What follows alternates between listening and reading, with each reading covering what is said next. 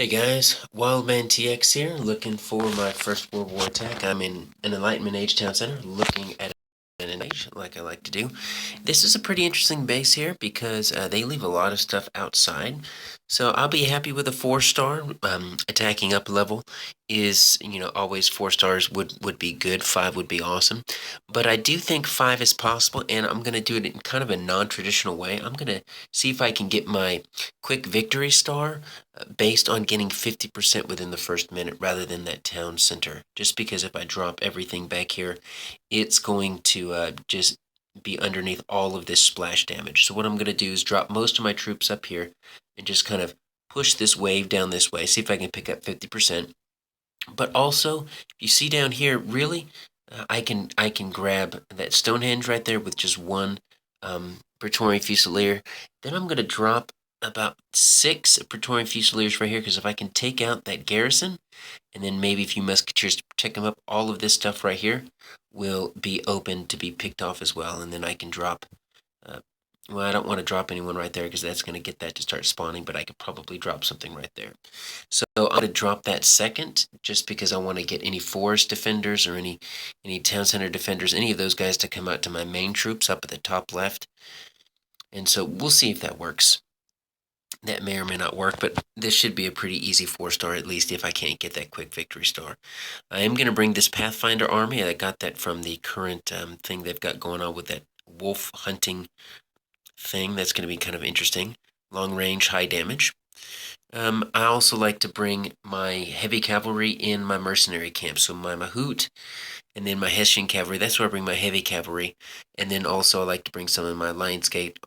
But mainly the majority of my troops is my Praetorian Fusiliers. That's going to wipe out that initial line of walls. I'm also going to use that to pick up those troops, those buildings down in the bottom right. But it's those cannons. That's going to do the majority of my damage. That's going to be what's left, along with the supply trains and the musketeers. So my Praetorian Fusiliers are, they're just cannon fodder, and they're just used to they're used to just see if I can wipe out that first row. So I'm going to go ahead and don't have any cannon towers right here, so I'm going to go ahead and drop my my Pathfinders and then my mercenary camp, just because what they can do then is they can draw all the big army, any of the big heavy guys. And so I'm just going to get these guys going right here.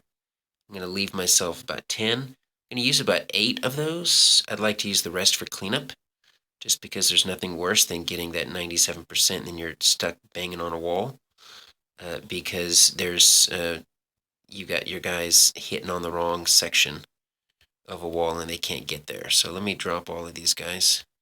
Already got 20% and I've got 25 seconds left. Let me see if I can. I didn't leave any of my musketeers, but that's okay. See if I can grab that. All right, we've got 33%, 36%. I did take out that garrison before they spawned anything.